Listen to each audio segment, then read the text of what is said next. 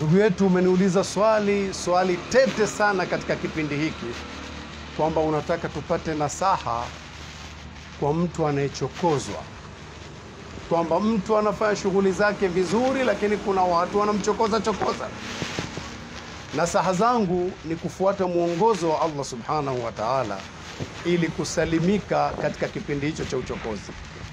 Nazo ni kwamba Allah subhanahu wa ta'ala alitufahamisha kwamba a'udhu billahi minash shaitanir rajim, wala tastawi alhasanatu wala sayyi'a idfa billati hiya ahsan.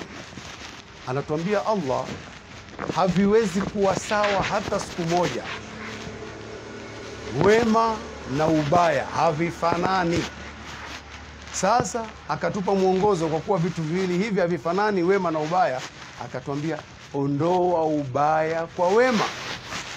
Ondoa ubaya kwa wema. Sasa kama umechokozwa, njia ya kuondoa ubaya kwa wema, usilipe uchokozi. Wewe kuwa mwema kwa aliyekuchokoza. Ongea kheri kwa mafundisho ya Mtume au nyamaza. Kwa mtindo huo, yule aliyekuchokoza kuna siku anaweza akajirudi na akaja kuwa ni mtu mzuri kwako na kwa wengine, akajifunza kitu kutoka kwako.